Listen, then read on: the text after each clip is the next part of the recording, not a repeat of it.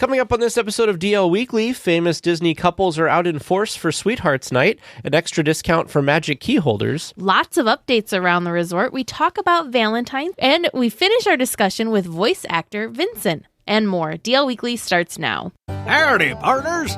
For your safety, remain seated with your hands, arms, feet, and legs inside the podcast. And be sure to watch your ears. If any of you folks are wearing hats or glasses, best remove them, because Tag and Teresa have the wildest ride in the wilderness. Hello and welcome to this episode of DL Weekly for the week of February 2nd, 2022. I'm Tag Bushman. And I'm Teresa Urban. Thank you to Kevin R. for becoming an official weekly tier, also to Priscilla V. and Freya for increasing your support. Our supporters get some pretty fun perks like DL Weekly swag, bonus content, and access to our Discord community. We actually had a really fun book club last week. Still, great book. Anyways, if you would like to have some more Disney magic in your day, head on over to dlweekly.net/support to join the community. And I even enjoyed taking part of it. I didn't even get a chance to read the book, so I'm excited to eventually have time to read it. Well, if you enjoy listening to the show, please consider rating and reviewing the show on your podcast app. It helps other Disney fans become weekly tiers and part of the community. Now let's get to the news.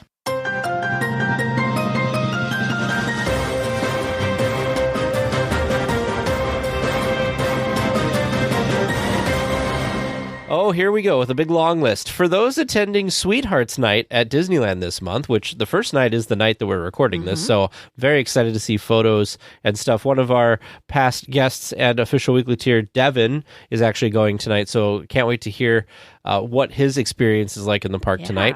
But there are going to be a ton of characters out and about. The characters include Mickey, Minnie, Donald, Daisy, Clarabelle and Horace, and Mary Poppins and Bert on Main Street, Tiana and Prince Naveen with Bernard and Miss Bianca in New Orleans Square, Nick and Judy from Zootopia near Splash Mountain, Milo and Kita in Star Wars Launch Bay, and Stitch and Angel in the Tomorrowland Theater. Finally, Fantasyland has Belle and the Beast, Gaston, Snow White and Prince Charming, Princess Aurora and Prince Philip, and Rapunzel and Flynn Rider. I was so excited that we get to see some characters that are very rare. You don't get to see these characters very often. So my like top, if I were to be at Sweethearts Night, I would have to go see Bernard and Miss Bianca. Who? They're from the Rescuers. Oh. They're like the little, they're mice. They're very cute. Gotcha. The Rescuers and the Rescuers Down Under. Very fun. Also, Milo and Kita from Atlantis. I would definitely go see them. I can't, I'm sure they've been in the parks before, but it's very rare. I can't think of a time that they've been in the park, so I think that's very exciting. A lot of the other characters we do see more frequently in the park. Clarabelle and Horace, I feel we've been seeing more and more of them recently, which is great. Same with Nick and Judy. They've been out and about quite a bit too. But yeah, very exciting. I do feel a little bad for Gaston because we've got Belle with the Beast, and then Gaston's just also there. Well, Gaston doesn't care. No, I know. His personality doesn't care at all that they're together. He's probably just there giving them grief or whatever. Yeah, I just thought that was funny that they had this little, all three of them like here. A third wheel hanging out. Yeah, and he's a villain. That's the other like funny thing, that he's a villain at Sweethearts Night. Are there any Villains couples? can find love too, though. Are there any villain couples? Nobody I can think of off the top the closest of my head. thing you would get, but they're not a couple, would be Yzma and Kronk. Kind of, yeah. But they're not really a couple. They could be. I mean, why not? They could be out. The only thing I was thinking was like when Ursula is in her human form. Oh, and that's is, true. Trying to marry Prince Eric, but that's not quite a couple either. I'm sure there are villain couples. We're just not thinking of them. I know this is really silly, but when I was writing this for the news, I found myself having this strange conversation with myself in my head about the characters. Okay. Because like you can say Mickey and Minnie and you know that they're Minnie and Mickey Mouse, but then I feel like when you say Tiana, you wouldn't say Tiana and Naveen, you'd say Tiana and Prince Naveen. Like you have to put the prince there. Same thing with Princess Aurora and Prince Philip, like and Snow White and Prince Charming. Yeah. Like it's almost part of their name, their title in royalty. So I thought that was interesting because I was typing it and I was like, this would seem weird if I just wrote Aurora and Philip. Well, and what's weird is Rapunzel is also a princess. But she doesn't go by Princess it's not Rapunzel. Princess Rapunzel, though. Yeah, it is interesting. Yeah, so it was kind of a little twister there for me. But lots of cool characters. I can't wait to see all the pictures and stuff from this event. Yeah, Lee, you are correct. Bert and Mary Poppins are not actually a couple. Neither, I don't think Nick and Judy from I don't Zootopia, think so either. They are also not a couple. But they're hanging out together anyways. Maybe they can go give Gaston some company. They'll go hang out with Gaston. Go hang out with him. Magic Key holders attending Sweethearts Night at Disneyland can get extra discounts on food when ordering through the mobile app during the event. Magic Key holders ordering from Harbor Galley, Royal Street Veranda, French Market, Alien Pizza Planet, Little Red Wagon, Refreshment Corner, or Gibson Girl Ice Cream Parlor and use promo code Valentine will get an additional 15% off between 8 p.m. and 11:30 p.m. during the Sweethearts event. Yeah, so I thought this was kind of cool. The wording, I think the wording means one thing. So I'm going to tell you what I think it means. Okay. But I don't know if this is what it means. You can get your normal Magic Key discount, and this is in addition to that. Because if you read let me click on the link here quick. They say that... additional discounts. Mm-hmm. So you already get your Magic Key. Magic Key discounts also apply. So if you're a Magic Key holder, not only do you get your normal discount, but you get this extra 15%. But you do have to use the promo code Valentine. I'm curious. I feel like this seems like it's something to try to encourage people at the event to eat a little bit later because it's that 8:30 to 11:30 p.m. or 8 to 11:30 p.m. So I feel like it's trying to get people to not eat in like the normal time frame and kind of push it later for one reason or another. So I don't know. I think an extra 15% off would be, I'd wait till 8 to get that extra amount off. Yeah. So with Sweethearts Night, you actually get to enter Disneyland without a reservation at 5 p.m. If you want to enter prior to that, you do need a park reservation. So you do have a couple of hours to just kind of enjoy the park. The party itself begins at 7 p.m. So really 8 p.m. it sounds like it's late, but in the timeline of the party, it's not it's not crazy late. So you could just get yourself a snack. We're going to talk about some fun and interesting snacks that are available right now. So yeah, I think it's fun. I think it's a really nice perk. Again, I like when they do these extra things. Disney did not need to give Magic Key holders this extra discount for mobile ordering because, like, for our level, that'd be that's 25% off on food. Yeah, that's a pretty nice discount. That's not something that's expected. I don't remember them doing an additional discount like this in the past. Right. So it's kind of a fun perk. And why do you think they're doing it? Do you think it's because it's Magic Key holder month? Oh, maybe. I don't know if this is like an unspoken like bonus for Magic Key holder month, but there's not another after hours event that they did this for, unless maybe this is something that they're going to start doing. Do Magic Key holders use mobile ordering less, and they're trying to encourage people to use the mobile ordering again? Think so. Yeah, I would think it'd be the opposite. I would think you'd be good at mobile ordering, so you'd use it. Yeah, I don't know. It's a nice perk, whatever the reasoning behind it is. Well, it's February already, which means that it's Black History Month, and Disney is celebrating in the parks. Celebrate Soulfully invites guests to gather for experience that honor Black heritage and culture. At Disneyland, Celebrate Gospel will move from Stage 17 at Disney California Adventure to the Fantasyland Theater on February 19th with award-winning gospel singer, actor, and fashion designer Kiara Sheard, along with a cappella gospel group Sacred Groove. Grammy Award winners Jonathan McReynolds and Molly Music perform on February 26th, along with the Singers of Soul. Both weekends will feature Southern California community choirs from 3 to 7 p.m.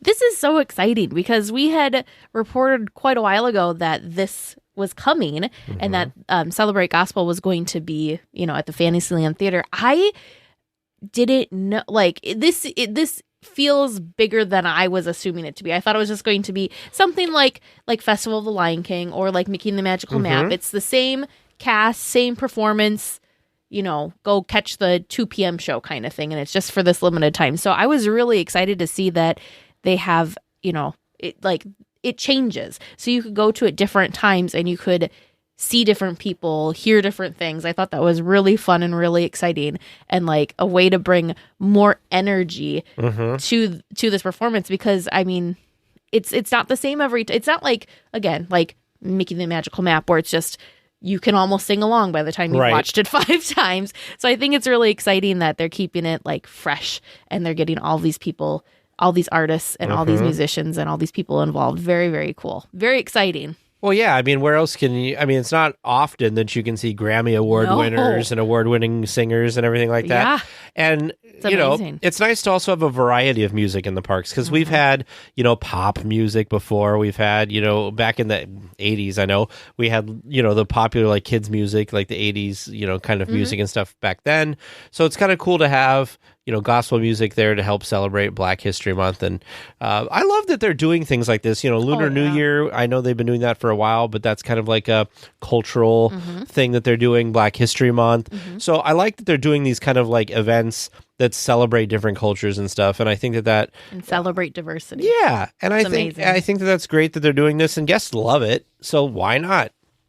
Well, it kind of brings me back to like what Walt was talking about when he was first opening the park, how he wanted it to be fun, but also educational. I think this is really cool because how many people will be able to experience true, like say, for example, Lunar New Year in their life? You know, not everyone can be able to afford to travel to go experience things that maybe aren't happening in their backyard. So I think it's fun to be able to be in the happiest place on earth and get to learn about all these things and experience these things that you may not have been able to otherwise. Yeah, it's a good, like, for people who aren't immersed in this stuff in their daily lives or know people that are immersed in these things, it's a good kind of doorway to experiencing these things. Kind of like you were saying, for sure. Well, a lot of smaller updates and refreshes are happening around the resort over on Main Street. Well, so buckle in. We're going on a grand circle tour here. Yes. Over on Main Street, the Crystal Arcade is covered in scaffolding and getting a new paint job. Over at the Rivers of America, the water jet and pyrotechnic pits are drained and are being worked on in preparation for return of Fantasmic. Yay! The Haunted Mansion has returned for being taken over for the holiday season, so Jack has gone back to Halloween Town now. Splash Mountain has closed for its annual refurbishment. Not anything related to the upcoming Princess and the Frog re-theme, though, just normal maintenance. It's a Small World also closed to remove the holiday overlay that almost didn't happen this last year because of the flooding. Steelwork continues to go up for the upcoming Mickey and Minnie's Runaway Railway, including hills taking shape on top of the show building to bring back the cartoony hillside. And then finally, the Finding Nemo submarine voyage is getting final touches before the lagoon is refilled and the attraction can reopen. I love this time of year because it seems like there's all types of stuff happening right now. The fact that, you know, things on Main Street are getting taken care of is always great. Oh, I'm so excited, just like you are, that Fantasmic seems like it's just around the corner. The Haunted Mansion, I'm always in awe of how quickly they can take it from the Haunted Mansion Holiday and put it back to its normal version. Splash Mountain definitely needs some refurbishment. I feel like if they could get away with it and it wouldn't be so impactful to people, that this could go under refurbishment a couple times a year for the amount of things that they have to update on it seems like all the time. It's a Small World. It lasted longer this year than it normally does, with the fact that it started a little bit later, so I thought that was super cool. Pretty soon, we're not going to be able to get updates for Mickey and Minnie's Runaway Railway because Toontown's closing pretty soon. I know. So whatever we get now is all we'll see until it's done, probably. And then, of course, the Finding Nemo submarine voyage, they said winter. I know it's still winter, but it seems like so much later. But, you know, I know you're not a huge fan of the Finding Nemo submarine voyage, but I do think it'd be nice to have another attraction open. I love what it looks like in the land. The ride itself, like it's the sub. I get a little like claustrophobic-y feeling in the sub, so I try to like put my head as far as I can into the porthole to like not remember that there's so many other people jammed packed in there with me, and especially right now, like in COVID times, I really don't think I'd be comfortable going in the subs unless they did kind of like space, you know, didn't pack them full and allowed you to space out a little bit. But that's my thing with the subs. I almost wish it had like benches instead of those seats because sometimes you just feel like you're practically sitting on each other's laps. Sure. So that's my one thing with the subs is I just feel like very, very crammed in there. I feel like sardines. It's been a few trips since I've been on the subs, so honestly, like I have a hard time even remembering anything about the subs, but I do like how colorful it is. And you know what I really want to do? I want to go at night. on the subs because I feel like I've gone during the day a lot, but I've rarely gone at night. And I feel like at night it is also really colorful because they do light it up. But I will tell you, when I'm in line at the monorail on a hot day and I look off the platform where the bubbles are coming up, it looks so dang refreshing. I am excited for the seagulls to come back. Mine? Yes. Mine? Let's talk about Fantasmic coming back. Maybe. I'm trying to not get my hopes up, but my hopes are getting up there. I know it's not Disneyland, but are you ready for this? Oh, yes. In Disney World, Yes. they refilled the water there for their Fantasmic. Which I didn't know it was. Says how much I don't pay attention to Disney World. I did not know that they had drained it. But it's big news for Disney World that they had refilled their. I don't know. Is that a moat? Is it a river? I don't know what they call it. They call it a moat because like the stage and everything's in the middle of it. Sure. So it's because the boat kind of circles it. Yeah. So, anyways, I'm getting real excited about Fantasmic. I feel like they've been doing. Do you think it'll be open when we're there? Thinking it might. It'll be a Teresa wedding miracle. Thinking that it's a pretty strong possibility that it might. Well, be you better open get when on the we're back. phone with Mickey Mouse himself and be like, yeah, Mickey. Excuse me. Hi, Murphy. We need to have a chat. I hope you're feeling up to it. I know it's been a little while since you've performed, but could you please? He's social distancing, Teresa.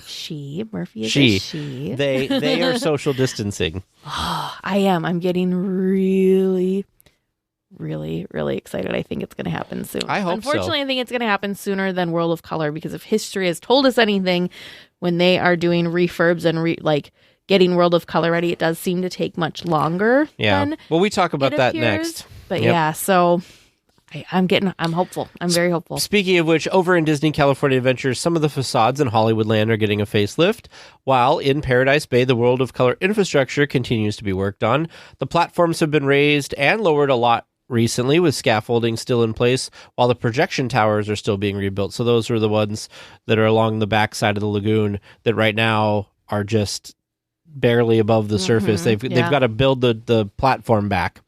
Over at the Disneyland Hotel, the new Disney Vacation Club Tower is coming along with the foundation being poured.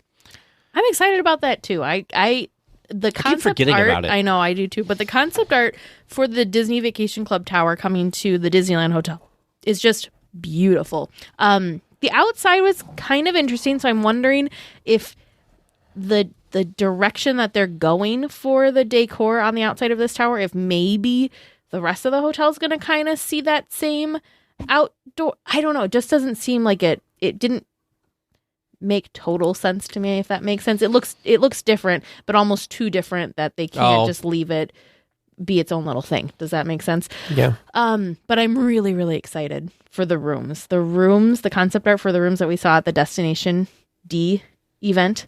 Beautiful. Yeah, the whole thing looks like it's going to be gorgeous, and I'm with you. I hope.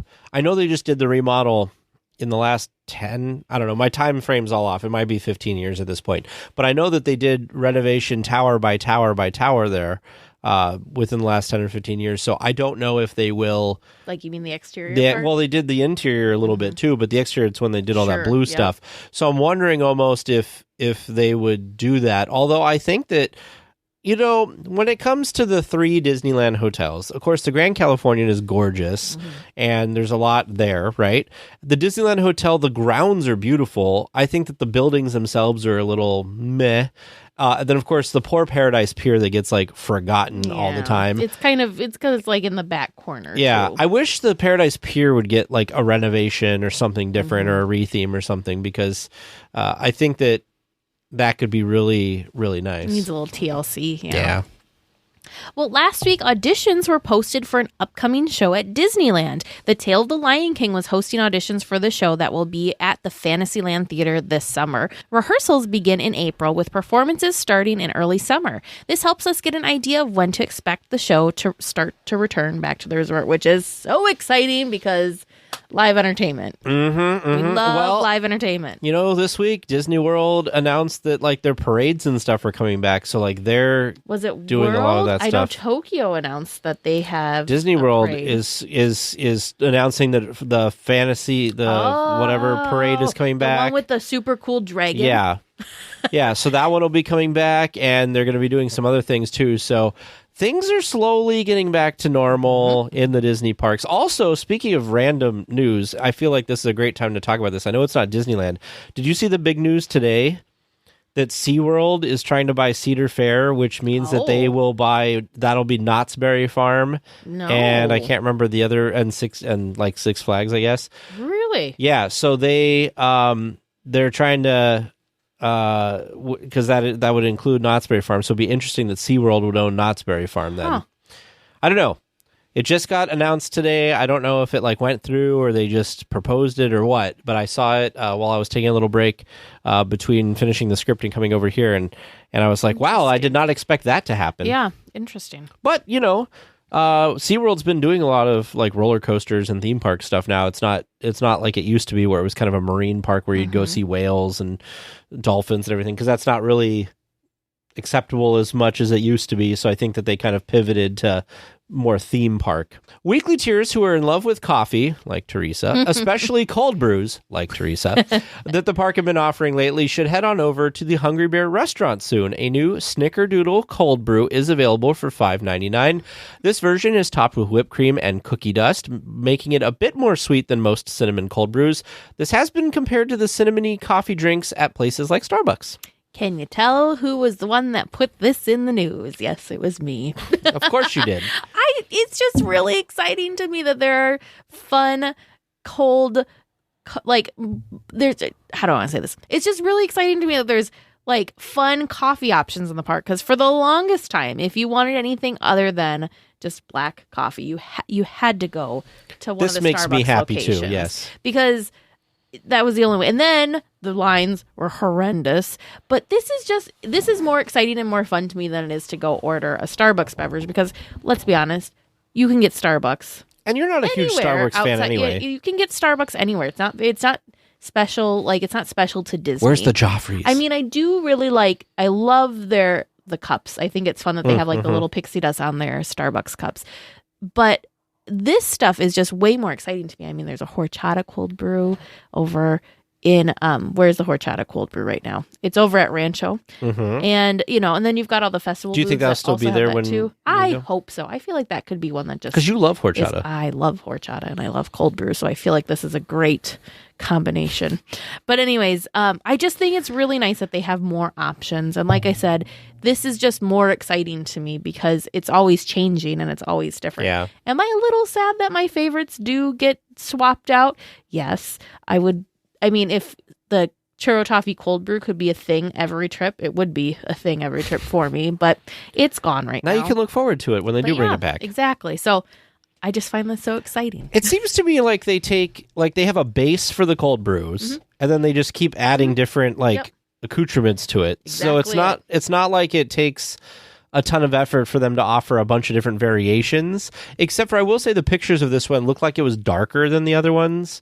Like they don't put as much stuff in it. Yeah, so the horchata has horchata in it and then also the cream on top. This one only looked like it had the cream on top. Are you a Snickerdoodle fan? I do like Snickerdoodle, yeah. So you like the cinnamon? I do like Snickerdoodle coffees. Well, hopefully this will still be there too. It might be. If not, there'll be a new one when we're there. That's true. Or 10. Fans of sour cherry are in luck. Don't worry, it is not a cold brew. 2 Disneyland classics now have the option of being topped with sour cherry sugar. The first is a cream cheese-filled pretzel with the sour cherry sugar on top. The other is a churro with the same sour cherry sugar with the option of cream cheese dipping sauce on the side for $1 extra. For the pretzel, the Disney food blog reported that the flavors worked well together, but are incredibly sweet. Guests can grab one at the Tomorrowland pretzel cart for $7.75. The churro was better than the pretzel, according to the Disney food blog. And if you're going more for a mellow flavor, skip the sweet dipping sauce. The churro is also available in Tomorrowland at the churro cart for $5.75. So I haven't really talked about this on the podcast. What is your when you see a photo of this pretzel, what is your first thought? It looks radioactive, at least in the pictures. It reminds me of a flamin' hot Cheeto or something. Yeah. But I wouldn't have thought it was sweet. Yeah, I haven't mentioned this too much on the podcast, if at all, but I really like cream cheese filled pretzels. They're not at a lot of places. No. I'm not a huge sour cherry person, so I don't think I'll try that. But it does remind me that I need to go try a cream cheese filled pretzel again, because I know some weekly tier we were at got me one. Was it Jill or Deanne got me one? No, it was Kate got us one. Kate got and us it was one, like that's perfect. right. It was the toffee, like a toffee. It was good. The churro, I can see that being something exciting for people. I will say the picture the Disney food blog used, it looked like they dipped it in butter. I was like, this looks very it's cream kind of cheese. unappealing. Yeah. It is cream cheese. I'm sorry, but I feel like in general, my favorite churro is plain churro, because we've had so many variations on churros. But they're fun. I'd like to try a regular. I wonder if you can. I'll bet you can. I'll bet you can get a regular churro and buy a cream cheese dipping sauce on the side. Yeah, because that might be good. It is. The cream cheese dipping sauce is, separate. So yeah, I don't know why you wouldn't be able to. Are you a sour cherry person? I'm not. And I don't know, like the things that I have had that were sour cherry, I wouldn't have described them as being sweet. Definitely like sour with like sweet on the back end. So to me, what I have had for that flavor, my memory of that flavor, I cannot. So you're thinking like sour pretzel. So I'm not wrapping my head around this. I'm going to trust the people that have tried it and said it was good and that it was actually sweet. But my initial thought of that was, what? Somebody on Instagram, I think, took over the Hojo account, and they had a churro that had some type of peanut butter sauce or something on it, but it wasn't very much, and they said like ask for more peanut butter sauce, and in the picture it looked like there was not a lot of this sauce, but I'm kind of intrigued by that, like the peanut butter. We've had peanut butter on churros before. Yeah, but I like peanut butter and I like churros. It's usually a mixture of chocolate, peanut butter, and marshmallow is usually what your like, because that's like a s'more churro is. Except for the peanut butter. They've had s'mores churros, yes, that were chocolate and marshmallow. They dusted some graham crackers on it. Then they had like a chocolate peanut butter one. And there was like the fluffernutter churro, which was all three of the things. So yeah, I feel like a lot of Oreo one. I'm sure. I think so. Yeah, because that might be good too. I think it's really fun that they're getting away from always doing those three main ingredients: chocolate, marshmallow, like the lemon butter. thing. The lemon one, yeah. So I think it's fun that we're expanding it a little bit. But yeah. You know what I want more of? Interesting. I want more savory treats around the parks, because I feel like we always talk about a lot of sweet treats. There is one, I didn't put it in the news, and apparently I should have. Okay. They're over in DCA. They have these, what did they call them? I want to say they were like deep fried tamales was what they called them. Oh. And so they were like, they almost looked like. Was this on Disney Food Blog? Disney Food Blog, yep. They were round. So when you think tamales, you think like long kind of skinny things. No, not that. So these were like round, so more kind of like the fritters we had, like that shape. Okay. And they were filled, it was chicken on the inside, and then it was the masa, which is what of course a tamale is like encased in, and then deep fried, and they said they were really really good. Now this is something I really would like to stick around so that I can try, because that sounds great to me. At Studio Catering Company. So we'll read the description, since we're now putting this in the news. A fried masa filled with chicken, then topped with salsa verde, sour cream, pickled onions, and cotija cheese. Doesn't that sound? It sounds so good. I bet you, like, after they come, like, if they're like fresh and warm, I bet you they just melt in your mouth. It sounds so good. Well, happy Lunar New Year. This year's celebration is proving to be quite popular, judging by the lines for food being so long. Part of the slowdown is the fewer booths than the other food festivals. Yeah, it's kind of been crazy, actually, for this, because MyStart was reporting, and there's photos of it, and other places have reported too. We had weekly tiers. Weekly tiers that were in the park that said the lines were just seemed crazy long. But I mean, they're like snaking around like none other, and people are waiting like hours in total to get their food, which, I mean, we had a couple of waits when we were there for Festival of the Holidays, but nothing that was snaking around, and I just can't imagine. So from our experience, I know it's different, but from one at the Food and Wine, was it? No, so what were we there just for? Oh, the holidays, Festival of the Holidays. What do you like? Our stuff was slow sometimes too. What do you think is causing it to be so slow? I think it's because we were trying to count with some of the booths. There's only like 2 to 4, depending on the booth, 2 to 4 cast members prepping all this stuff. So I think, it's just a small space. It's a small, compact space. So you can't have too many cast members in there prepping and putting stuff together. And then depending on what it is, it might take a little bit longer to actually get the things together. They want them to be warm and fresh, so they're not going to have, 20 of them laying out on the back counter. That kind of thing. I wish they would do that, though, because I feel like that would make the line go a lot faster. I don't think they have A, space, or B, like the means to keep it warm if they did it that way. So they either need to get bigger booths, or the setup just needs to be changed, which is good news. You know, it stinks right now. It's not fun right now. But really, they're outgrowing their booths. They're outgrowing the booths, which is exciting because that means these festivals are popular and that this food is great. So hopefully in the near future, we will either see more booths or larger booths, or they'll fix the problem. Yeah, I wish that they would do like 2 booths of the same thing, because they have less booths for this event than they do for other events. So it's not like they don't have the actual booths. But again, it could be a staffing thing, which we've talked about before. Well, you don't have to wait in long lines at the Lunar New Year celebration to get one of the highlights. Mice Chat has posted a garlic noodle copycat recipe. This is one of the recipes at one of the festival booths. The meal takes about 20 minutes to make and takes about 10 ingredients. Basically, you cook the pasta, toss the other ingredients in a pan, cook, then combine to eat. It looks so good. So I'm confused by this copycat recipe. So when I see pictures of this dish online, literally all it looks like to me is noodles, Parmesan, and like there's probably some garlic in there somewhere. This seems like it's darker. It's fancier. Is it? So did they? I think it's a little elevated. Yeah. Because to me, I thought it seemed the dish at Disneyland. Again, I have not had it, but from the description and what it looks like maybe they put like some oil and garlic in, and then they cook the noodles in it, and then they put Parmesan on top, and you're done. Which that sounds amazing. But I was looking at this, and it has things, soy sauce and some other things and whatever, and the sauce that they mix it into and the garlic pieces are like browner, and I'm like, I don't see anything that looks like that in the actual meal.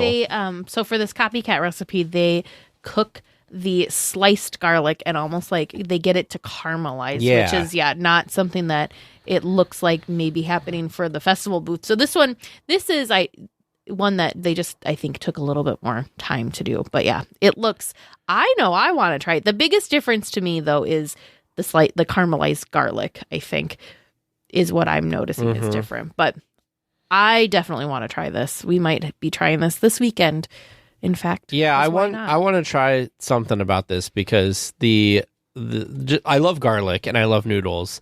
And everybody keeps raving about these noodles. It's been getting really, really high reviews from everybody that's had them at the festival. Well, I have about a bajillion things of garlic at my house, so I can definitely try it. Well, Tomorrowland has some new merchandise that is wonderful. The new collection features the attractions of Tomorrowland, like Space Mountain and the People Mover. There's even a design for the land itself. The Tomorrowland hooded long-sleeve t-shirt is $59.99 and has Tomorrowland in blue on the front, with drawings of past attractions as a pattern all over. The People Mover shirt, my favorite, is a gray t-shirt with dark blue borders, the People Mover logo in the front, and a sketch-like design of the Disneyland People Mover on the bottom for $29.99. Finally, there's a Space Mountain t-shirt, which is black with Space Mountain, flights departing daily from Tomorrowland on the front, with the exterior of the attraction over the text for $24.99. These are gorgeous. The People Mover one. So gorgeous. The People Mover t-shirt and the Tomorrowland sweatshirt are by far my favorite. I mean, yes, yay, we love Space Mountain. It's just, for me, I don't like the design as well for that one because, like Tig said, there's kind of this sketch quality to the People Mover t-shirt. It almost looks like blueprints or something. I don't know. It's very cool. And then the Tomorrowland sweatshirt I really like because unless you look at the picture closer or look at it close up, you can't see it really from afar. They have lighter sketches, which have like the rocket and there's the buckets in there, some old classic, kind of like more classic stuff. I just really love I really like the style. This People Mover one, the sketch picture thing at the bottom really makes me want to go back to the People Mover. I know, it's almost like they shouldn't have this in Disneyland. It's like they're teasing. But this is one of the few times I've seen a People Mover piece of apparel that isn't the Disney World People Mover, because it is different, folks. It is different. I mean, they're similar, but like the ride vehicles look different.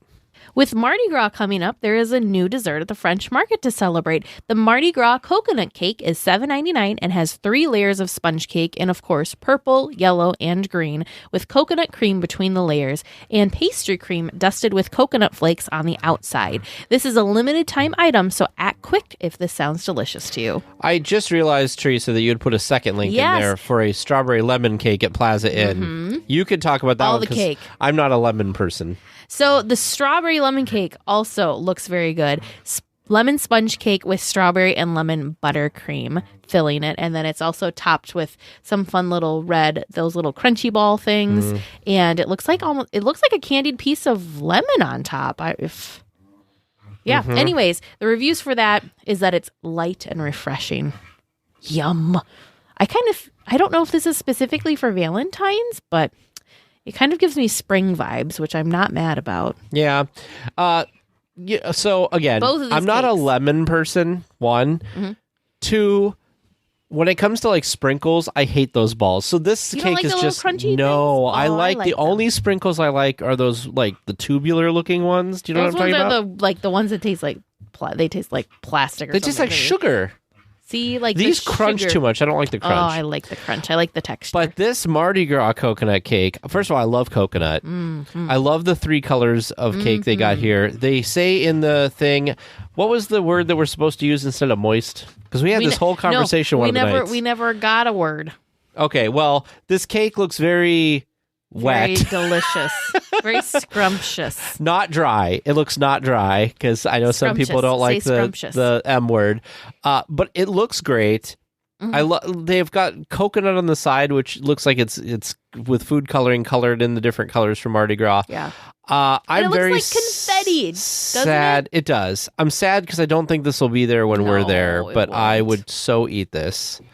No, unless it hangs out a little bit longer than Mardi Gras actually is. But their cakes in general are usually pretty good. I like Disneyland Cakes. Oh, Disneyland makes fantastic cakes, I think. I can't, off the top of my head, I can't think of one that wasn't delicious. I've had ones that are better than other ones for sure, but I can't ever think of one that we tried that was like dry and crumbly and just lacked flavor and just not good. So, I mean, yeah, they do a great job. Valentine's Day is just around the corner, and there are plenty of things to do in the parks, as well as downtown Disney and the hotels of the Disneyland Resort.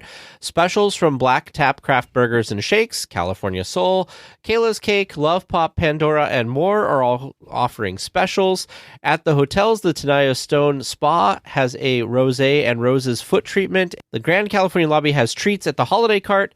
The GCH Craftsman Bar will have an assortment of cocktails and more. For all the details, check out the link in our show notes. There's so much on this list. Tons. And like Tag said, this is basically just, everything outside the parks, and there's tons and tons of options. I am really excited about the Love Pop. Yes, food. Yay, more sweets. We have lots of sweets. But the thing I'm really excited about, though, is the Love Pop stuff. I think their cards are so fun. And what a, fun time to get someone special one of these fun special cards. I mean, they have a little tiny, it's Grogu holding a little Valentine. I mean, come on, how cute. Valentine's Day is all about calories and having sweets. Sweets. But I will tell you, I was reading this one thing that sounded amazing at Kayla's Cake. They have a Happy Valentine. They have a pink heart-shaped macarons made with Persian rose buttercream. Ooh. That sounds, macarons. Sounds amazing. Fancy. And then these cocktails that they're going to have at the Craftsman Bar and the Coffee House. Yeah. Is there having a red velvet cupcake? The other fun thing too is that if you're staying at one of the Disney hotels, so the Disneyland Hotel, Disneyland's Paradise Pier Hotel, or the Grand Californian Hotel and Spa, you can actually purchase a Valentine's Day basket. Oh. The basket includes a Mickey Mouse Skateer ears, Minnie Mouse sequin ears, a box of, you guessed it, macarons, and a silver Disney frame. So for more details, just make sure you visit the front desk when you arrive. The deliveries will take place February 11th through the 14th. Of course, limited quantities of this will be available. They did not share what the price was. So if you are interested in this, contact the hotel and see if it's something you can get for your stay. I thought that was a fun little extra. That is cool. That I love that like little pack thing like that. That'd be a great like couples. You go to the stay there. I don't know why they don't do. They should do this all the time. They should. Well, if that wasn't enough Valentine's fun and food choices for you, the Disney Parks blog has released their foodie guide to Valentine's Day. There are a ton of options between the U.S. parks listed, but Disneyland locations like Red Rose Tavern, Galactic Grill, Gibson Girl Ice Cream Parlor, Alien Pizza Planet, and many, many more have great limited time treats. There were a couple savory options in this list. I don't know if you noticed that tag. I did not notice that. So once you scroll all the way through the miles and miles and miles of Disney World and get to Disneyland. Oh, yeah, there was the burger. I saw that. Yep. So for savory items, we have a spicy Nash chicken sandwich at the Galactic Grill. There's a space dip pizza slice, spinach and artichoke dip, chicken, capicola, and cheeses on that piece of pizza. Interesting. Spinach artichoke dip on a pizza. Mm-hmm. I love spinach artichoke dip. And then there's also a savory option for Sweethearts Night. It is the ham and straw brie sandwich from the Jolly Holiday. I was excited that there were some savory options. Is that this? Yeah. Doesn't that look interesting? Lots of good stuff. Because it's got brie on it. That looks really good. And strawberries. I'm also excited about the Tropical Hideaway has a special Valentine Dole Whip. It's watermelon and cherry swirl. Psst! Avast there. There be squalls ahead, and James and Vern waiting for them what don't answer correctly. Welcome back to Trivia Land, where we're going to have 5, because we're going to have a bonus question tonight. Listener submitted questions for you. How you feeling? Are you ready? Ready. I don't know. Trees. James was good last time, so I feel like you always pick the hard ones, Vern. Well, I only pick what the listeners submit for me. Okay. For us. For you. Submit. For everyone. In general. Yes, they submit for all of us. I mean, We're it really is for everybody. It is. Yes, no, seriously. I may sound mocking, but I'm being serious. This is for everyone. It's for you to get, and it's for me to give, and it's for everyone to listen. It's a group project here. So let's see what we've got for you tonight. Your first listener submitted question from listener Liberty M. Where are the 4 hidden Mickeys on Pinocchio's Daring Adventure attraction? Ooh. There's one in Geppetto's shop. Oh, I'm sure. Yeah. It's like on top of this display cabinet. Mm-hmm. Yes. I know exactly what you're talking about. Geppetto's shop. Okay. There's probably one on there's probably one on Pleasure Island somewhere. I feel like there's a lot going on in there, so there's probably one in there, right? I think there's something there's like a popcorn stand. Oh yeah, the popcorn. One of the popcorn things make it. Yep. Popcorn stand in Actually knew the that Pleasure Island room. Mm-hmm. You said 4, huh? Yes. Is there one? Oh, that was the shop. I was gonna say, were you talking about his shop at the end or at the beginning, or is that the bedroom at the end where the blue fairy is? The blue fairies. There's 2. So like the shop is where you like the last room with all the cuckoo clocks and all that. Oh, stuff. okay. And that's where you were saying that. Okay. I'm trying to remember the rest of this attraction. I'm gonna say that there's one in the billiards hall. Mm-hmm. I love that effect when I can't remember his name. He turns around and his ears. Lampwick? Yeah. I need to watch Pinocchio again. I haven't seen Pinocchio in a long time. That's what I should do. I've been going through all these TV shows and stuff. What I should do when I have time is I should start and go through all the animated classics. I think the other ones, in the room with Stromboli, I think there's 3 cages, like the base of 3 cages together. Yes, I will concur. Are you gonna take those? I don't have any better guesses than that. All right. Hey, I helped with the popcorn, or I helped with that. Mm-hmm. You agreed after I said it. No, I said that it was in the whatever area, and then you said popcorn, and I said, yes, that's right. Mm-hmm. That's true. Teamwork. Are those your final answers? Yes, those are our final answers. Okay. Your second listener submitted question from Ruben O. What is the flight number of our Star Speeder when we board Star Tours? And you're really cool if you know the significance of that number. All I can think of is Space Mountain 77 everywhere, which is not the correct. I thought it was like... See, I'm getting all my numbers mixed up because I feel like it's like 1901, but that doesn't sound right either. Not 1901. Unless it's 1977 and a nods to space. I'm gonna. That's what I'm gonna say. 1977. Or is it Space Mountain. 1401? That's Pixar stuff, isn't it? No, 1401 is the address of Imagineering. I'm going to say 1401, and it's the address of Imagineering, I think. I don't know why that sounds right to me. And Teresa, you're sticking with 1977? I don't know. Tag's answer sounds better, so... Hey, at least I have one. 1401. Yeah, I think it's 1401. Are those your final answers? Mm-hmm. Yeah, Flight 1401. Yeah, that sounds I'm right. Positive, yeah. Although this is like the banjo. I feel like we just think it's right. That's true. Unless, dang it, it's not something to do with the films itself. Like, I don't think so. It's not 77, 80, or 83. Is it 77? I don't think so. No. Is it 77 or is it like 76? 77 is when the movie came out. Okay. But Anyway. 76 is when the book was copyrighted. What? 76 is when the book was copyrighted. Okay. Just stick with 1401. We will. So many possibilities. Your third question from listener Elise K. What was Disneyland's cast member cafeteria called, and where was it located? It was the in-between, and it was in between...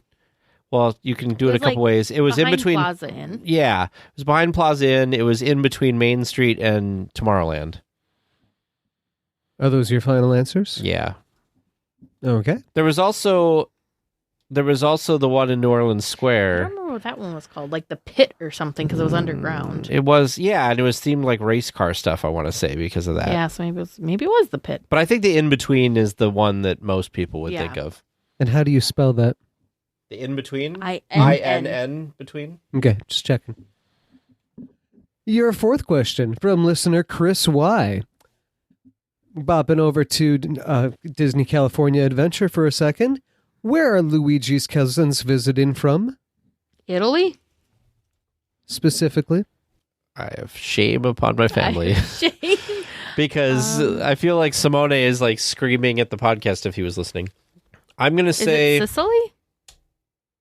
Yeah, Sicily sounds like a good one. And, why am I blanking? What's the famous one where it's like sinking or flooding? In Italy? Venice. Oh. I'll say Venice. I don't think that's right, but I'll say it. I'll say Sicily.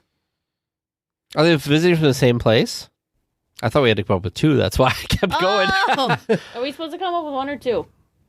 I asked where are they visiting from. I don't know. Do you want? Are you See, he said Sicily they, so I'm or like Venice. They like the cousins. I'll stick with Venice. Venice. And you'll stick with Sicily. I feel like this is a point for you. And your bonus question from listener Kevin M. What ride can you continuously ride in Disneyland without getting off? The train. Yeah, That'd Disneyland be Railroad. fun if if I lived there and had time to kill to just like test that. How long can you ride the train? I don't know. Because I'm sure I don't know if it's the same train or if they swap things out. Well, or, they have a couple trains running, but I Right. assume like during the middle of the day when it's busiest, they probably have more trains out. So it'd be like whenever they do that. Also, it'd be interesting just to see like how often they fill it with water and all Yeah. that stuff. Like, I mean, I feel like I'd have 100 questions for them with the train. So is that your final answer? Yeah, I think so. Yep, you're sticking with that? All right. Well, listeners, how do you think they did? Do you think they got all right answers? How did you do listening at home? Stick around till after today's discussion, and we'll all find out together.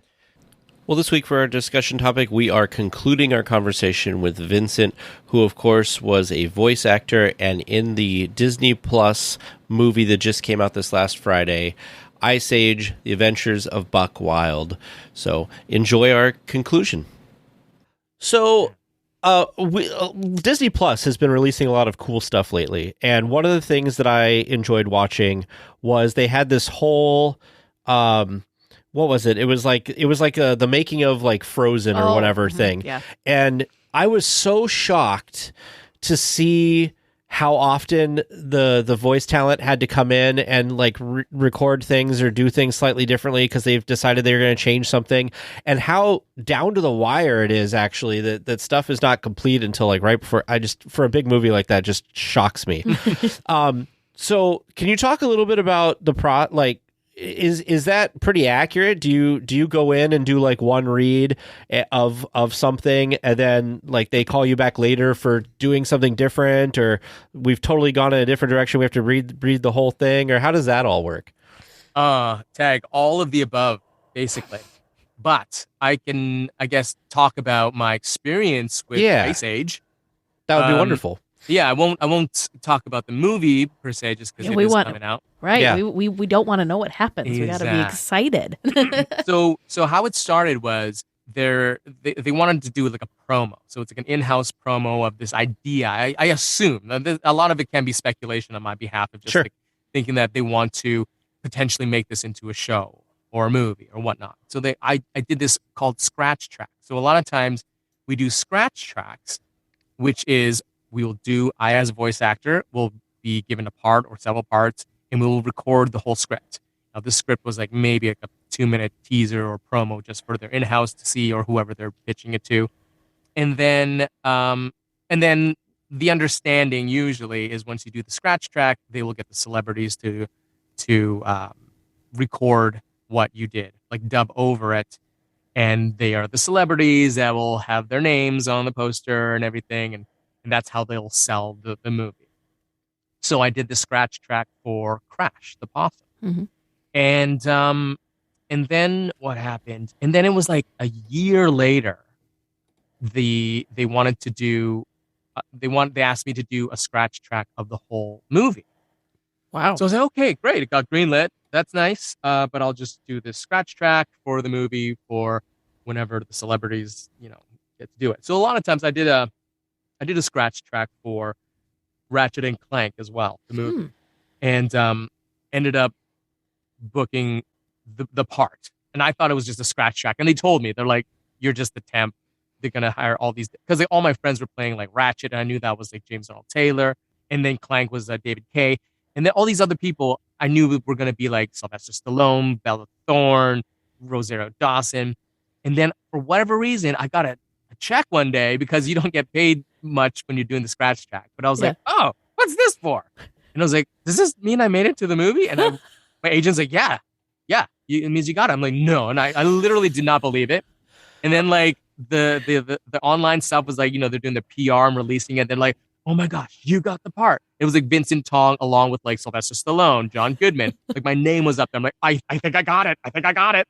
And I literally still didn't really believe it until I went to the theater with my friends and saw the Ratchet and Clank movie in the theater. And I heard my voice. I'm like, that's me. Oh my gosh, that's me. And at the very end, there's the credits that roll. If anyone's ever seen it, they do a cool, kind of like the old school A-Team montage where like all the characters will be like doing something, then they'll pause, and then there's a wash. And then the name of the celebrity will come up. And I was like, oh, that's so cool. Like, I don't know if I'm going to get one. And then they put like Sylvester Stallone, John Goodman. And I was like, they went to the baddies, the villains. And then all of a sudden my character came on. I was like, and he said, Vincent Tong. And I was like, so yeah, I was thrilled. Tangent, going back to Crash at Ice Age. So I'm doing this scratch track for the whole movie, and I'm like, this is super fun. And I'm like, it's a scratch track. I'm working with like the casting directors and the voice director and the director of the movie. And I'm just like, I'm going to throw my own stuff in there, which I love to do as a voice actor. And if there are any aspiring voice actors out there, that's something that I really think benefits you to kind of literally put your own spin on it. Don't rewrite the script. You're not better than the writers, but to add a little bit of your own take on the character. So if he's like picking this thing up and going like, the line is, "What is this?" I could just be like, "What is this?" Or I could be like, "What is this?" You know, just something a little bit different. So I kind of injected a lot of my own humor and my own personality into Crash, and they really loved it. I got some good feedback from my Zoom kind of scratch track recording session, which was really nice. But you just go like, "Oh, that's nice." Hopefully they'll ask me to audition for something down the road. Mm-hmm. And then I didn't hear for a while. And then all of a sudden my agent says they would like to offer you the part of Crash, which was like, what? This is crazy. What are you talking about? Because I know that this has been a series for a super long time. Like, I don't know why they're offering. And then to this day, I don't know why I got it. Hopefully because I was good and I did a good job.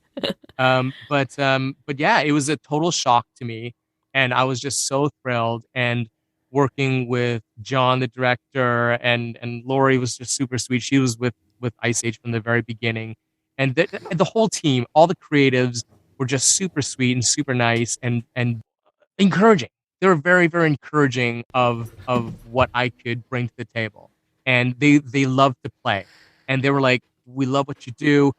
Please, always do one pass of what's written, and then please do whatever you want." And I was like, wow, like that is such a gift for an actor to hear that, because then you know the team trusts you and is appreciative of what you're bringing to the table. So for me, it was just an absolute dream to be working on this show and to voice Crash and to be working with a franchise such as Ice Age and knowing that it is going to be on Disney Plus. I'm like such a huge Disney nerd. I'm like, this is a movie. It's going to be on Disney Plus. And I literally didn't know who the other casts were. So that's another thing. I'm recording individually by myself, which is harder. I love working with the full cast because then you get to feed off of each other. Yeah. And I literally didn't know who else was in the movie until I saw the promos and stuff myself. Wow. So, yeah. Yeah. And then to watch the trailer, and I'm like, I'm the first voice on the trailer. I was just like gushing. I was just so giddy. That's amazing to me that you can work on a project like I always thought that the cast would know who else they're in the cast. You know what I mean? So it's so interesting that and I guess when you're doing voice work, it's different, right? Because all of you could be in your own homes doing your own individual parts. You don't need to all be in a room together. I mean, I've seen a lot of behind the scenes stuff.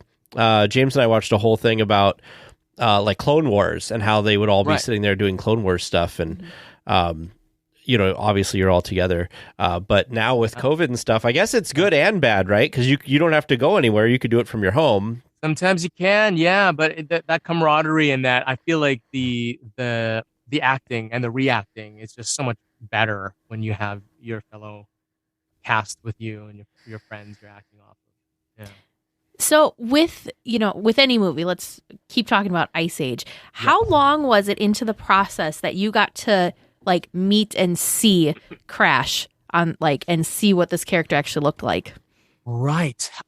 Sometimes they shared storyboards, which is, very informative of what's going on. And then I could really see what's going on and it informs my performance as well. Mm-hmm. Be like, oh, if I'm dropping from 20 feet high, I didn't know that. My first take was just like, oh, I fell off of a chair. So, it doesn't really make sense. So, it was probably into like pickups. So pickups is what happens when things change, lines change, something wasn't funny enough, you didn't do this good enough, or they just had something wasn't working, so they'll rewrite something, or they'll get you to pick up the line that you did before just wasn't clear enough. And so I think it was within the pickups that I got to see some footage, and I was like, whoa, this land is beautiful. The jungle looks gorgeous.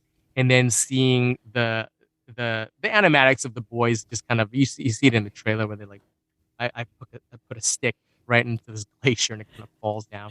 So, and then I saw the sequence of them. So it was just really cool, like seeing that stuff. But yeah, it was a bit later on in the process. Because I can see, because I think, when I think of voice acting, for some reason, I always think of the behind the scenes with the genie and Robin Williams bringing the genie to life, and how so much of that was completely off the book and just Robin doing his thing. And so I always wonder with how do you as the voice and then the people that are also animating, like how, it's interesting to me how that process comes together, because totally you could have two different takes there. Absolutely. And I think that's what I was, to call back to that, when you have a team that allows you to play, like I'm never going to get to the caliber of Robin Williams. My God, I don't think anyone can touch him. But to be able to improvise and to play, that's like the joy. That's my joy. That's where I find my joy. And I don't know if it, how many of it or how much of it's going to make it into the actual movie, but to have them encourage that was just such a beautiful thing. Yeah. And but it was also cool that they had like a camcorder as well, kind of filming me as I'm delivering the lines, because I think that helps inform the animators of like, what is his face doing? What is he looking at? And we're gesticulating. My arms are flying all over the place. But yeah. That's crazy. So is the first time you're going to be able to see this when it premieres to everybody? Exactly. Wow. Yeah. That's, I don't know, man. I would be so nervous. Is that typical? Yeah. That is very typical. Yeah, we don't get like screeners or like sneak peeks or anything. Simon Pegg might. He plays Buck Wild. He plays Buck in the movie, and we had a little name dropping. Simon slid into my DMs. We had a little chat on Instagram. Just like he's like super stoked about the movie, and I think it's gonna be a fun ride. That's a very fun name to drop, Simon Pegg. Right? Super fun. I have this thing you dropped here, Vincent. I think it's it's Simon Pegg. Simon Pegg, yes. Just dropping that. Now, I just gotta say that I am so happy to have you on the podcast and add to our repertoire of people that we've talked to. So we had Dylan, who was the genie at Disney California Adventure, who was amazing as the genie. I don't know if you ever got to see that show, but it was amazing. We had Andy Mack on as a voice actor as well. So, and now yourself. So it's so cool to have so many people that actually know anything about our podcast be able to come on and talk about this stuff. And I know it's not specifically Disneyland necessarily related, but I still think that it's something that, a lot of the people in our community love watching movies and they love watching Disney stuff. Of course, most of them have Disney Plus.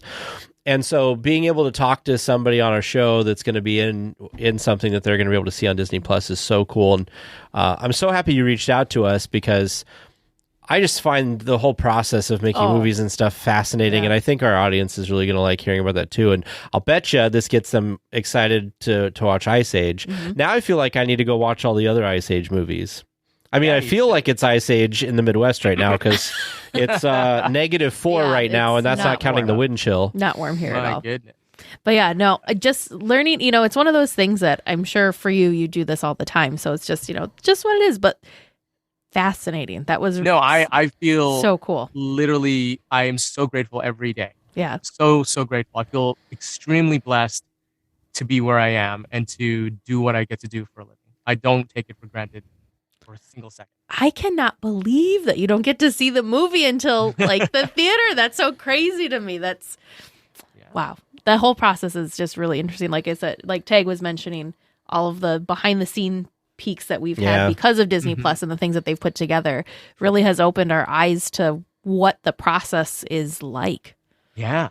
Like to drop something, not name drop, but I do have a show it's called Supernatural Academy that's on Peacock. Okay. It just got released today. Wow. So yeah, check You've that out. been busy. I've been busy. Yeah, it's been nice. I've been very, very blessed. Very blessed. Yeah. So that's a really cool show. It's, I don't know, to describe it. It's like almost like Twilight meets Ooh. Harry Potter, but young adult. It's based off of a young adult novel. And if there are any Strawberry Shortcake fans, you can watch Strawberry Shortcake. What is that? It's on YouTube. I play Huckleberry Pie. Cute. I was just looking at all of the. I was just looking because you do have a Wikipedia page. Awesome. And there's a bunch of stuff listed here. So I was just you have a ton of animation credits. Is it true? Is it all true? I don't know. I do have to I didn't ask write it. because I see something on this list that is something I enjoy. Uh-oh. Lego Jurassic World. Yes. You do quite a few voices in there. Do I? I don't know. I better look at that. Well, it says you do Dr. Henry Wu, Yes, that is for sure. the Dr. Wu. prestigious security team member number 1, Yeah, I don't know what he sounds like. Mr. DNA. Oh, that's Yeah, that's right. Mr. DNA. For the Yeah. very first episode, I was so stoked that I got to do Mr. DNA. It's like, what is it? Well, when the mosquito goes into the amber, and then blah, blah, blah. I don't know. I forget what else it Yeah. says. It was literally on the screen for like a second. I like how you have security team, park employee, Yeah, he's probably this guy. happy man. Yep, I'm happy. I have no idea. I don't know. I'm just laughing because I love these. Dino trainer, hotel manager, kid number 3, repair crew Yes. member, Marcus. Somebody has a name in the middle of it. Marcus. And park worker number 2. Yeah, he was so different than Park Work number. I feel like you had to dig deep for that one, Yeah, probably. yeah. Deep, deep. Yeah. Really That's so crazy. Man, now I just and I've got to go watch like a bunch of this stuff now because you've the made things. me interested talking about your roles and working on it that I'm like I want to go see this now. That See that these show things. was super fun to do. Dr. Wu, played by the amazing actor B.D. Wong on the movies. He's who's kind of evil, but he was exactly. So he's a bit strange in this Lego version as well. But it's just like kind of goofy. It's a goofy kind of show, and it's a lower budget show. So of course, like probably paying for Mr. Jeff Goldblum to come is going to be more expensive. So we had a dude audition, and he came in and he did his Jeff Goldblum impersonation. So he plays, I forget his name, Ian Malcolm. Yes, Malcolm. Yes, and someone else that came in as Attenborough's part. It was just like really cool to hear these guys who can just like match their voice, and that's another thing that a lot of voice actors do as well is voice matching. When a celebrity can't do it or an actor can't do this part or whatnot, and you try to do the sound. That's Jeff cool. Goldblum he's one of those. He's kind of like Johnny Depp, where like everything he's in, he's just himself. Yes. Like that's the Yeah. character. Yeah, Which is amazing and so charming and charismatic, and you could just watch it. And I think that's why he has that show with Disney Plus. yeah. And he just talks about ice cream. Yeah. I like the strawberry. Yeah, that's And he's exactly. like, oh, great. And I'm like, yeah, I will still watch this. Even though you're taking a while I to just- say it. It's still entertaining. I think about the production of this because I've watched a few. Because there's like a fireworks episode, and like they talk about some really cool stuff. They give you some history, but he'll talk to people. There was like a barbecue episode, and he was out like in the sticks with these like rugged barbecue men, right? Right. Like deliverance going on, and then he goes over and he talks to his cameraman, and he's just like,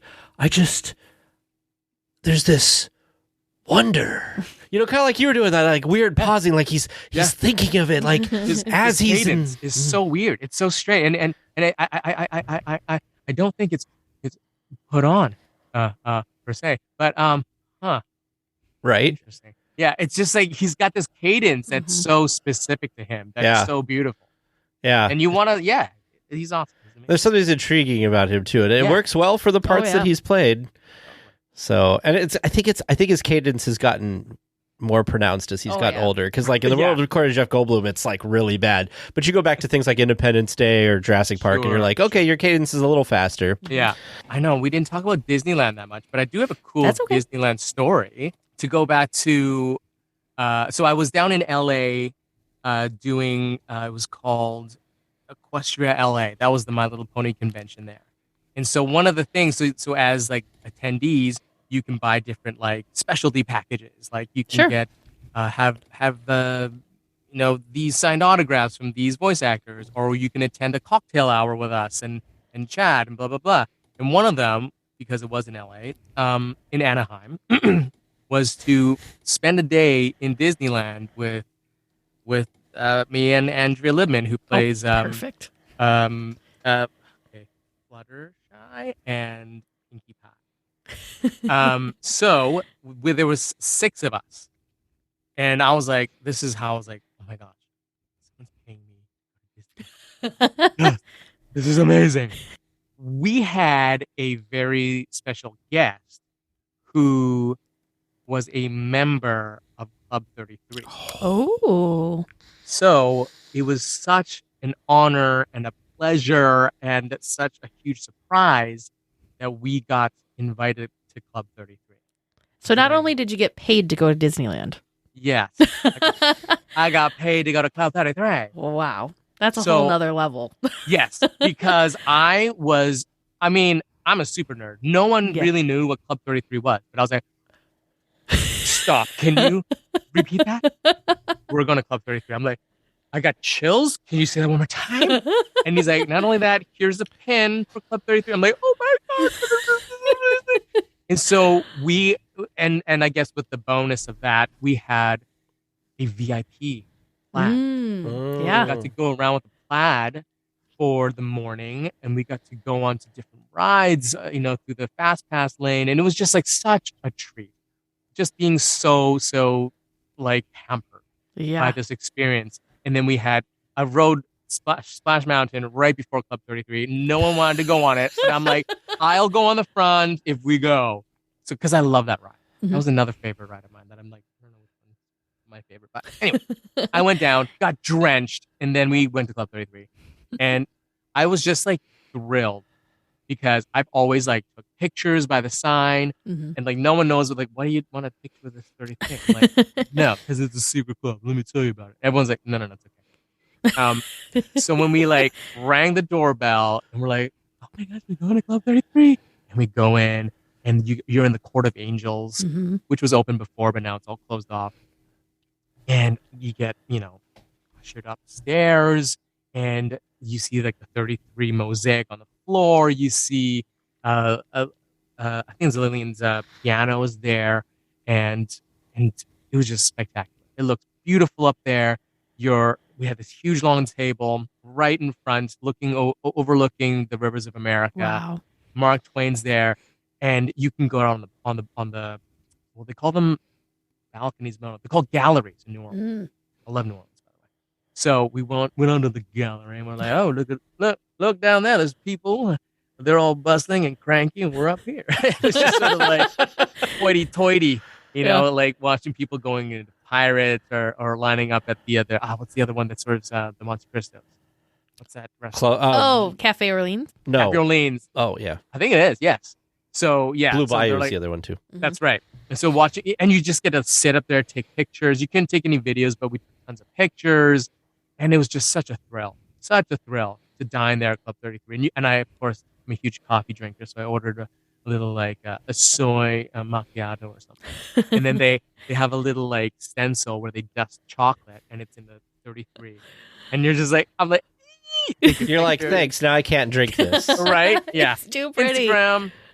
And then we just continued the day riding rides, and then at the very end we got VIP seats to Fantasmic, which was like unbelievable that we got that. Like we showed up like maybe 3 minutes before the show and got to sit down right at the rails and watch it.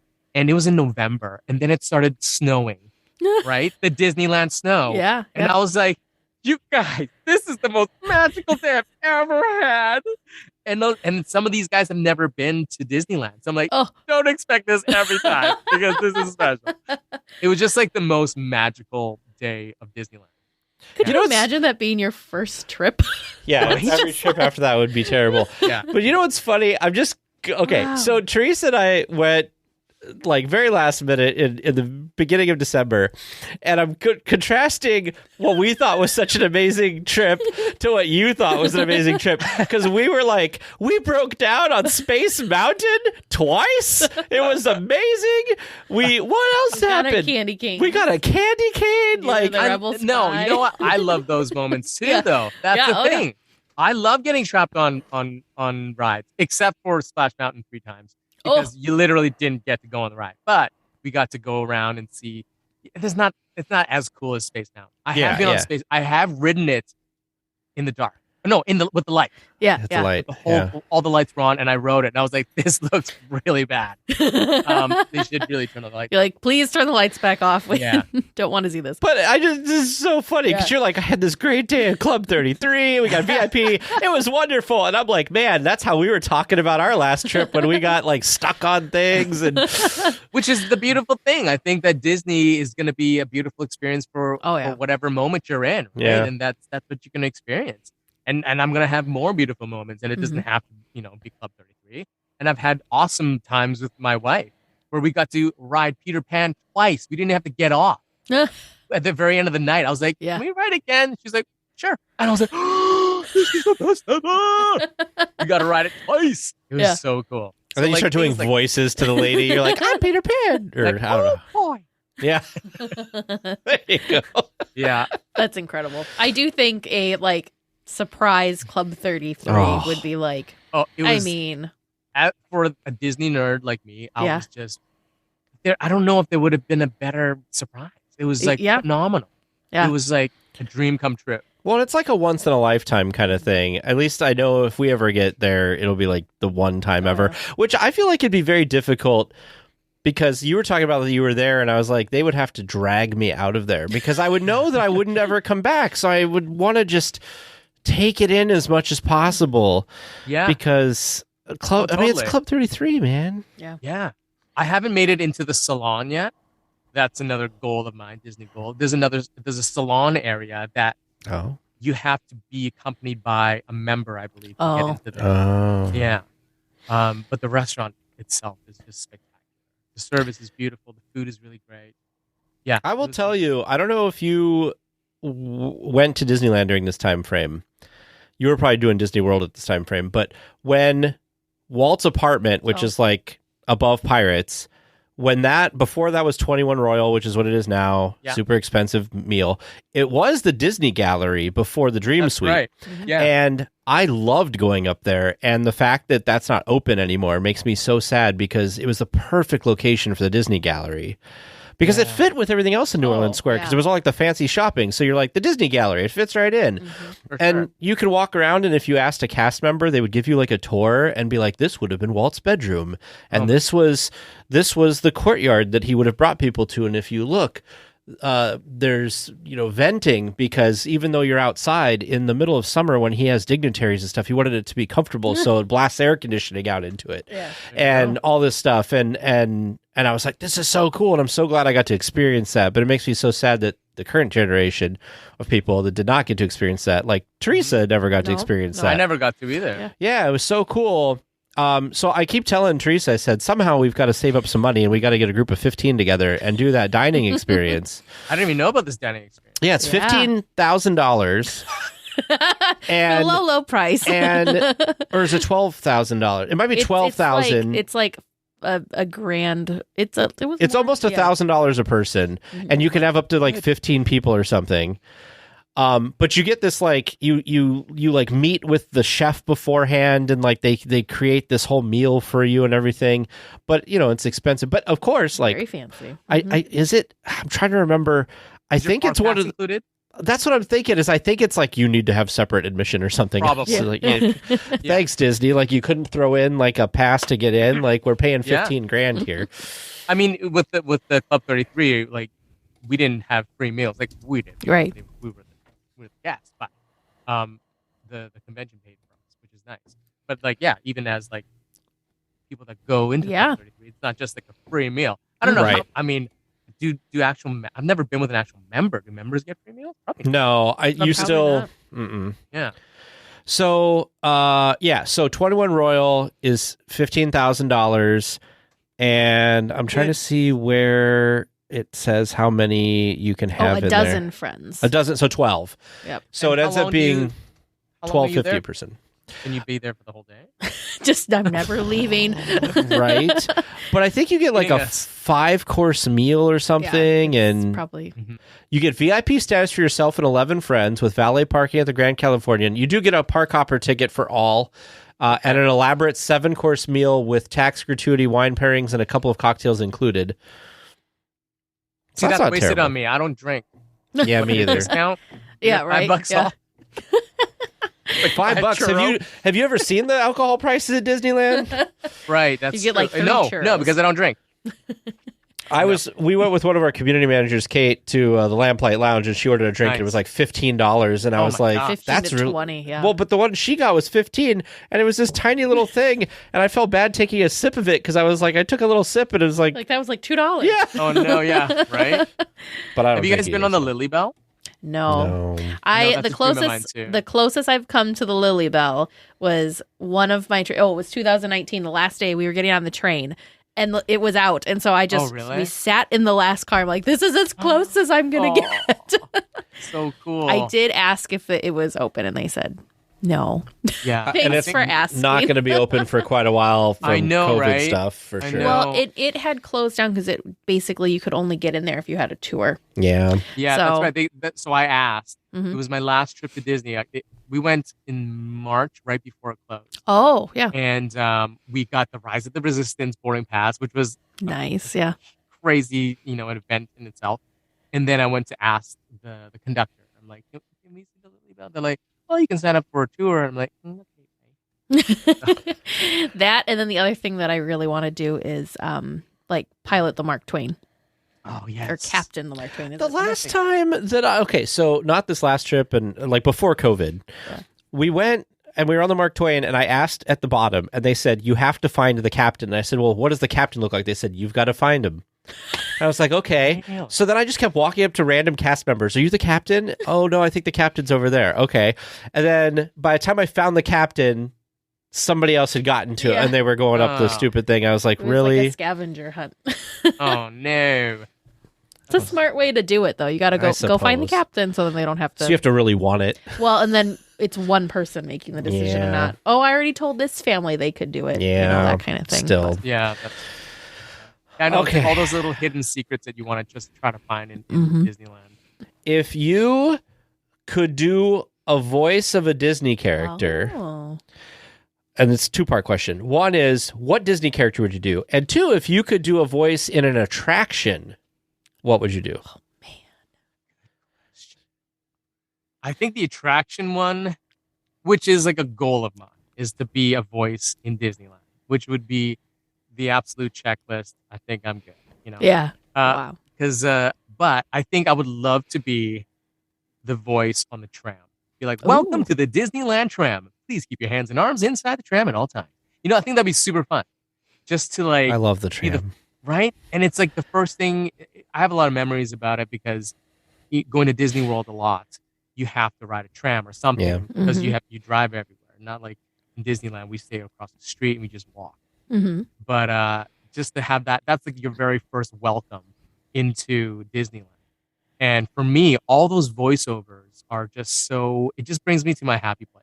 Yeah. Even like the security, like, Mhm. keep your hands and arms in, like you guys have, all your intros. That's why I love your podcast so much as well. Is that you have such great intros and outros. It just brings me back to my happy place. Mm-hmm. Yeah. Hearing those announcements in the morning for Rope Drop is phenomenal, and hearing even Timothy Mouse on Dumbo telling you to hang on tight, is really cool. Your other question was to voice a Disney character. I don't know. I mean, yeah, it would be awesome to voice someone, that's like a legacy character, of course. But I just don't think I can do it. I can do, oh boy, that's about it. I can't do it as good as the guys that are doing it right now. I don't know. I think it would just be, for me, a dream would be to play the male ingenue in a Disney feature that's a musical, Oh. because that's like my bread and butter. Yeah. Sure. And it's interesting when I when I did my cool guy voice. That's like my Aladdin. My like, do you trust me? Do you trust me? You know, that's him. And then when I rewatched Little Mermaid, Yeah. it was like my Prince Eric voice. Like when I used to do it as a kid, like, I feel really bad not knowing your name. Maybe I can guess. Is it Diana? Okay, no. Like during that, like, Kiss the Girl scene. Favorite songs, by the way. So it's like that, like being that, like, ingenue was what I was brought up watching and like loving and emulating. So for me, and you know, it would be even more awesome to have it be like an Asian character. Yeah. To kind of represent my background, which is something I never saw as a kid. Yeah. You know, all the characters were like white. But I emulated. I wanted to be that part. But then that's another, you know, that's a whole other topic we can go into, but we won't. But it's like being an Asian actor. And before the wokeness that is so long overdue happened, it was like, I wanted these parts. I wanted to be Marty McFly. I wanted to be Aladdin. I wanted to be Prince Eric. But that wasn't reserved for me. I never even had the opportunity for those parts before. So for me to like, I had to break down so many barriers to be like, I had to be better than the other white guys. Yeah. Is really what the struggle is. Let's just say it as it is. Yeah. I had to be better than the other white guys that were always getting the parts. Yeah. Because I was getting like the sub parts on TV and film, like always like the Asian gangster or the lab tech or the Chinese delivery guy with the accent. Like that's honestly was my very first thing was to do this and I had to talk like this. And so it was like, I had to bust down so many doors to be like, listen, I have the skills to do what these other people do. Yeah. You have to give me that chance. And that was the hardest thing to do. And now I feel like the industry is finally waking up and going, we are not representing everyone equally. Let's bring forth these parts and roles that offer them to actors who never had the opportunity. So now something like Encanto, that's like blowing up. It's huge. Things like Hamilton, which is like, we're just representing people who are talented. And guess what? We're just people of color. And we are phenomenal. Let's represent these people. Let's encourage these people. And then so you can see, like, for me, like doing Asian specific parts is really cool, as well as doing other parts where I play a bag of chips or a red pepper or a white person. But it's really cool when I can, you know, I have other fans now that are like, I see myself on screen when I watch this show. You know, awesome. It's so cool. And like, I think I want to be an actor now because I can see that you did it and you're an Asian guy who's successful.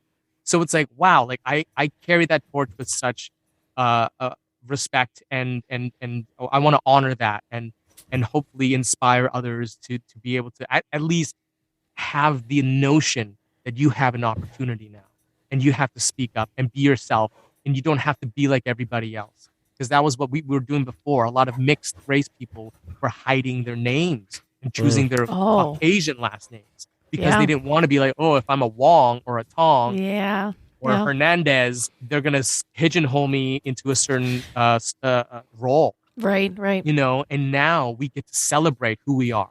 You know, and I see that people are changing back and reverting to their actual names. It's like, yes, be proud of who you are. Celebrate who you are. And hopefully the industry is starting to do that now. We've got a long way to go, but we're starting. That's amazing. Yep. Yeah. Nope. That's really That has amazing. been Vincent Jones. No. Rude. I'm kidding. That's amazing. That's really cool because again, not something that people really realize or really think of, but it's very, very true. It's not something that's really brought forward that people are paying attention to. So it's super important. Well, the thing too, like I think that the movie studios are starting to see, like for a long time, I think that there was this thought process that, people like watching white people and like blah, blah, blah.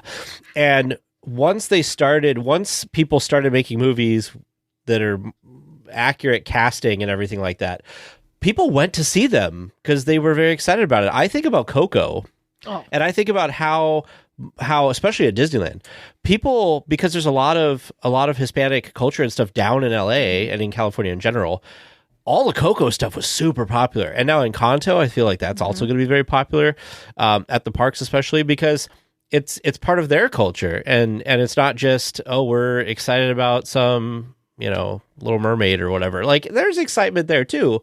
But there's all these rich cultures you can pull all these cool stories from. Absolutely. That we've missed out on for so long. And now we're starting to get that stuff. Rhea's another one. So I'm with you. I'm glad that somebody somewhere took chances, and now people are realizing, oh, like this isn't as scary and as unsuccessful as we thought it was maybe going to be. Yeah, I feel like it's even more successful in a lot of ways because there's that whole, like you're saying, you may not, not you necessarily, but like people of different ethnicities that are not white. Might go see a movie with better representation of seeing themselves on the screen, whether they were going to see that movie before or not. Do you know what I mean? Like maybe you see a movie that you're like, I wouldn't normally go see this, but I feel like that person looks like me. I should go see it and support it. I think it's just it's a weird lens. Yeah, that is strange if you're not in it. Yeah, right. So like that, like you said, Teresa, like you don't really ever think about it that way. But I have. Right. All my life. Right. Yep. I have been. That's the only lens I've seen. Is like when I saw as a kid, it was like Saved by the Bell. And the only Asian character I saw was a nerd, one of the nerds, and he never had a line. He might have been a great actor, but he was never even given that chance to audition for the Zach Morris or the AC Slater. So it's like what happens first? Is it the chicken or the egg? If you don't give a person an opportunity, they're not going to be as honed with their skills as the person who's had 10 years of that opportunity. You're like, oh, are you going to hire this person, this ethnic person? They're not that good. Well, why aren't they good? You haven't given them the 10 years opportunity to become good. Right. Yeah. But so many other like actors who are of a Caucasian persuasion have had that opportunity. So they've had that opportunity to hone their skills. Yeah. So it's like now that we're giving the opportunities, now that there are opportunities, you're seeing all these amazing actors of color, of different backgrounds, representations, blast you away, blow you away with their talents. And you're like, whoa, where did that come from? It was always there. Oh, we yeah. just never had the chance to showcase it, So it's a cool time to be alive. Yeah. Definitely. I was just going to say, you're at a great time right now.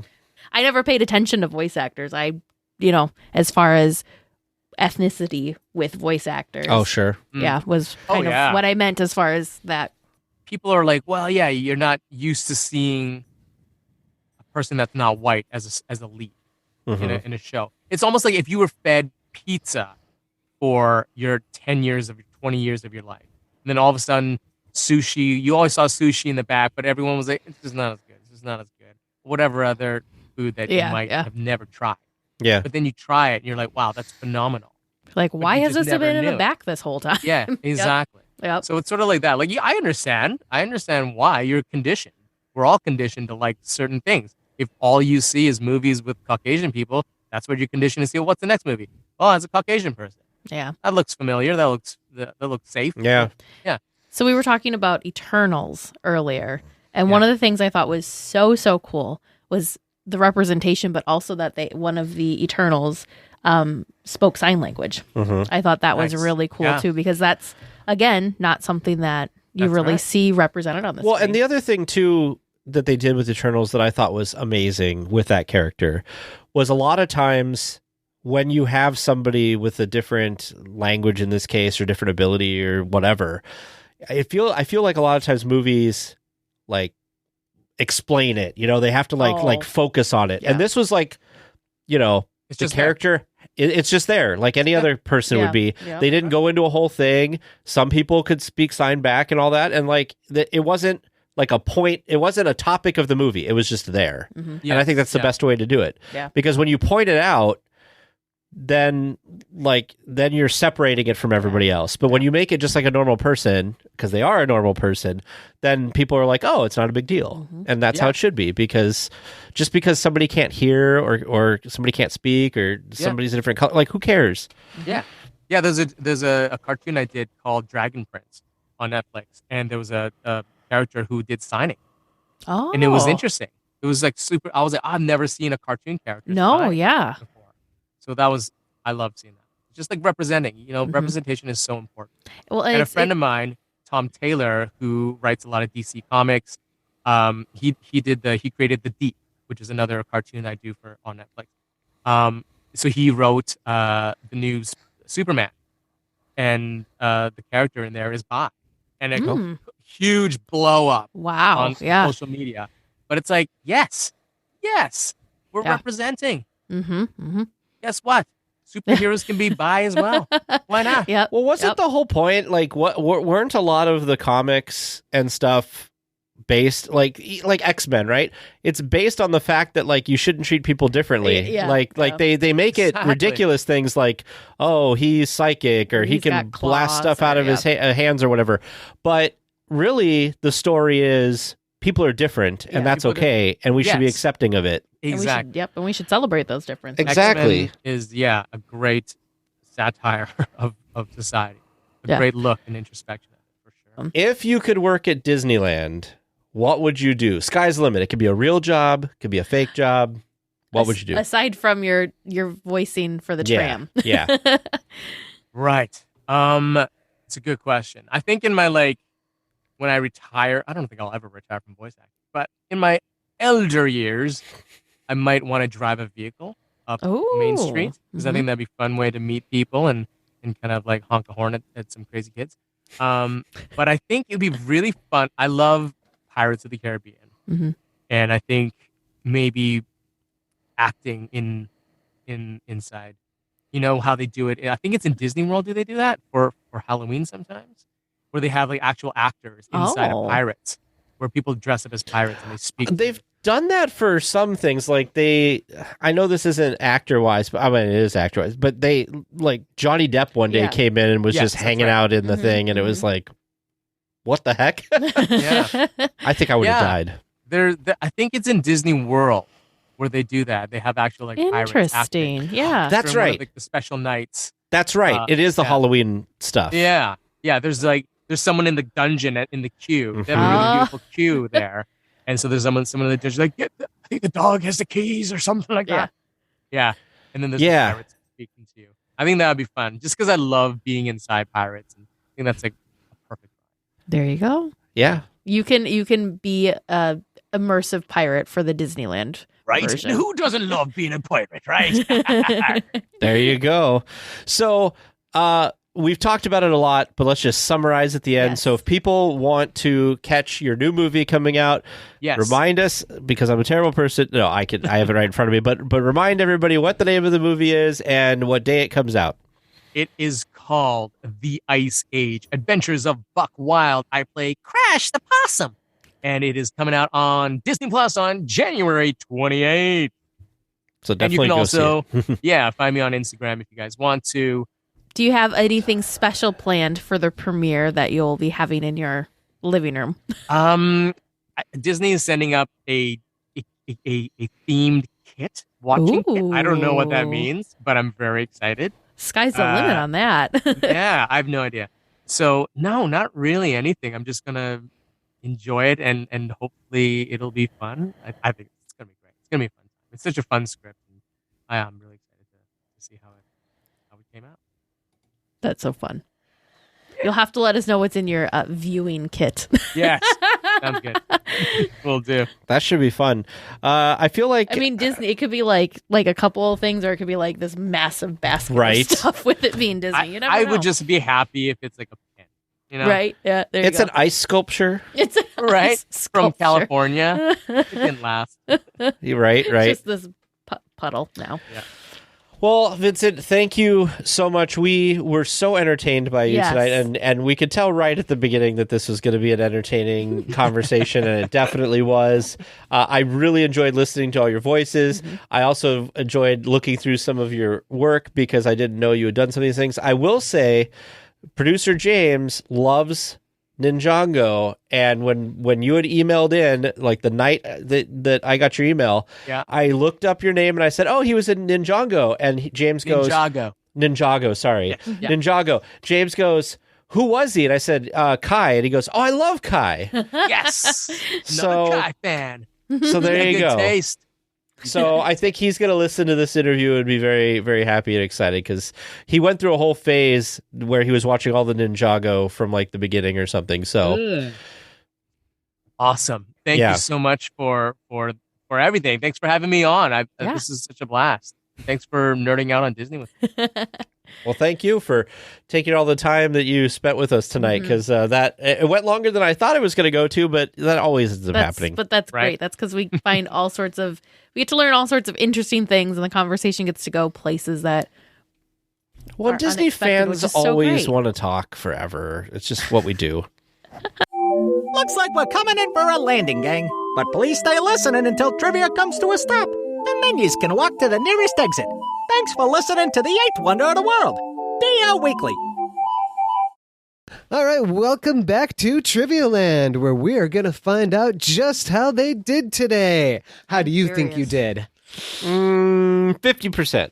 50%. What do you think, Teresa? I feel like we've done better, and I feel like we've done worse. So, yeah. Well, I am going to tell you this was one of your better nights ever. Hey, yes. Ever. Not best. Yeah. But better. Like we've never done like all 100%. Not very often. I mean, that's true. That is true. Well, let's find out how it went. Your first question from listener Liberty M. Where are the 4 hidden Mickeys on Pinocchio's Daring Adventure attraction?